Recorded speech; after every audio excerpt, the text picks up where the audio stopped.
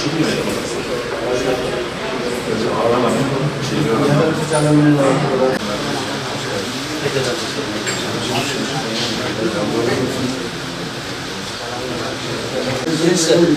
hoş geldiniz. Gel, bu bayram mübarek olsun.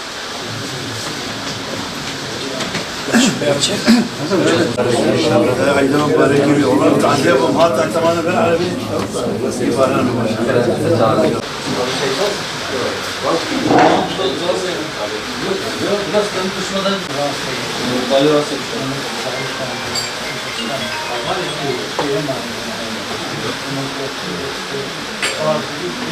Bismillahirrahmanirrahim. Öncelikle hoş geldiniz. Hepiniz bayram mübarek olsun. Grup olursa yine bir bayram sevinci yaşadık. Bereketli geçen bir Ramazan ayından sonra bayrama kavuşan Allah'a hamdolsun. Memleketin dört bir tarafında Ramazan bayramının neşesi, coşkusu, manevi havası yaşanıyor. Kendini gösteriyor elhamdülillah. Bütün olumsuzluklara rağmen evet, bayramlar bizim şiarlarımızdır. Biz bayramlarımızı ihya etmeye, onları yaşamaya devam edeceğiz inşallah. Fakat çok bayram olduğu gibi bu bayramda da maalesef yine buruk bir bayram sevinci yaşadık. Etrafımız ateş çemberi. Gazze'de katliam devam ediyor. Gazze'de soykırım devam ediyor. Oradaki insanların üzerine bombalar yağıyor. Ateşkes anlaşmasına rağmen yardımların Gazze şehrine girmesine engel olmaya devam ediyor Siyonist terör çetesi. Bu da yetmezmiş gibi bu ateşi bütün bölgeye yaymak için özellikle geçtiğimiz yıl Haziran ayındaki 12 gün süren savaştan sonra bu sene 28 Şubat'ta kapsamlı bir saldırı dalgası daha başlattı İran'a. Çok uzun yıllardır İsrail, Amerika'yı bu savaşın içine çekip İran'a saldırtmak istiyordu.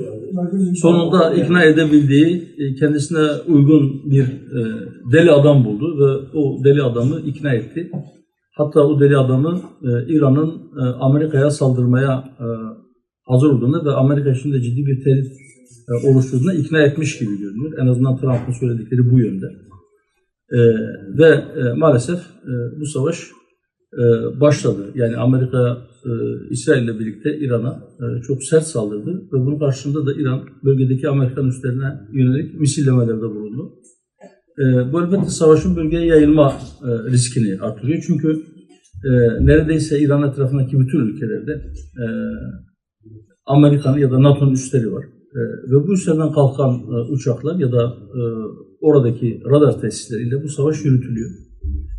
İran'da misillemelerde bulunuyor ve bu misillemeler dolayısıyla bu Amerikan üslerine ev sahipliği yapan ülkeler bu saldırı kendilerine yapılmış gibi değerlendirmeler yapıyorlar ve bunu kabul edilemez olduğunu düşünüyorlar.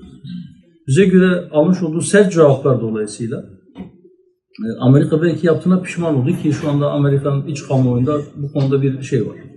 Bir tartışma var.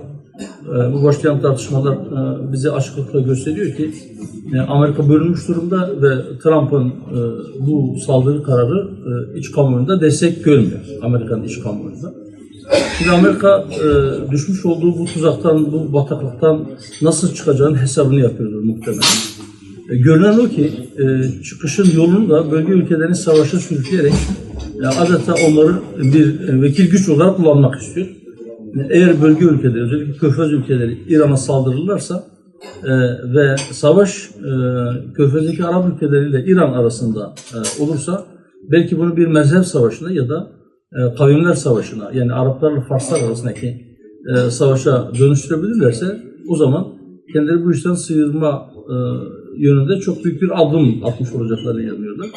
Bir taraftan da Türkiye'deki iç kamuoyunda İran'a karşı kışkırtıcı bazı söylemler ve mezhep ihtilafını körükleyici, daha doğru bir ifadeyle fitne ateşini körükleyici çalışmalar ve söylemler bütün hızıyla devam ediyor. Biz de uyarıyoruz, çok dikkatli olmak gerekir. Bunun kimseye faydası yoktur. Bu fitne ateşini kim körüklerse yarın bir gün bu ateş genişlediğinde muhtemeldir ki onlar da içinde yanacaktır. Yazıktır, günahtır bu memlekete bunu etmeyin. Yüzyıllardır burada, hatta 1000 yıl aşkın bir süredir birlikte yaşamış ve aralarında yüzyıllardır hiçbir savaş yaşanmamış toplulukları birbirine karşı kışkırtmak tam da Amerika'nın ve Siyonizmin ekmeğine yağ sürmektir. Bu tuzağa düşmeyin diyoruz. Dikkatli olun. Ve özellikle de bu savaş ortamında 1300-1400 yıl önceki itirafları yeniden gündeme getirip onları kaşıyıp yaraları bir daha kanatmanın Siyonizmin ekmeğine ve emperyalist Amerika'nın çıkarlarına olduğunu ve onların işini kolaylaştırdığını görelim. Bunu görmemek için gerçekten gözünü kapatmak gerekir. Yoksa göz açıksa, açık olan her göz veya şuurlu her insan bunun farkındadır, bunu görüyordur. Birileri bile bile bunu ışkırtıyorsa o daha da vahimdir. Eğer bilmeden yapıyorlarsa inşallah bu gaflet uykusundan Allah hepimizi uyandırsın inşallah. Süreçle ilgili biliyorsunuz mecliste bir komisyon kuruldu. Mecliste kurulan komisyon görevini tamamladı. Normal şartlarda aralığın sonuna kadar çalışacaktı ama raporu tamamlayamadığı için 2 ayda görev süresi uzatıldı ve nihai raporunu hazırlayıp meclise sundu. Genel kurulda bazı tavsiyelerde bulundu. Bundan sonra top genel kurulda, mecliste yani siyaset kurumunda. Ben öyle inanıyorum ki inşallah yani bu yönde adımlar atılacak. Belki hepsini bir anda atamayabiliriz. Zira 100 yıl aşkın bir sürede devam eden bir sorunu böyle 1 ayda, 2 ayda, 100 günde çözmek mümkün değil elbette. Ama inşallah öyle görünüyor ki bir çözüm iradesi oluşmuş durumda. Siyaset kurumunun bu konuda inisiyatif almış olması, sorumluluk almış olması da değerlidir. İlk defa mecliste böyle bir komisyon kuruldu. Ve mecliste grubu bulunmayan 10 parti temsil edildi. Ve bu 10 partinin 8'inin ortaklaştığı bir rapor çıktı. 8 partinin kabul ettiği ortak bazı noktalarda buluşulabildi. Elbette rapor herkesin tam anlamıyla istediği gibi olmadı. Bizim de tam anlamıyla istediğimiz gibi olmadı. Biz de eleştirilerimizi yönelttik. Fakat bu kadar farklı siyasi partinin farklı siyasi görüşlerinin ortak bir noktada buluşmuş olması biz değerli bulduk. O nedenle de biz de rapora olumlu yönde oy verdik. Bundan sonra iş genel kurulda ve biz bu işin takipçisi olacağız.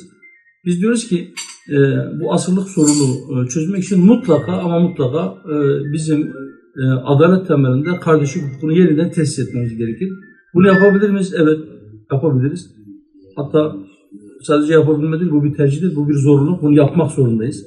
Çünkü yapmazsak işte bu farklılıklarımızı birbirimizi kırmak için, birbirimizle kavga etmek için bir sebep gibi gösteren ve bu konuda bizi birbirimize karşı kışkırtan uluslararası emperyalizm son dönemlerde niyetini iyice açık etmiş durumdadır.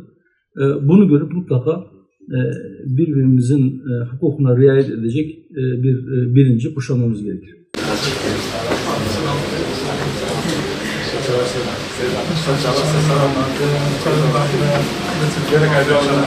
Selam.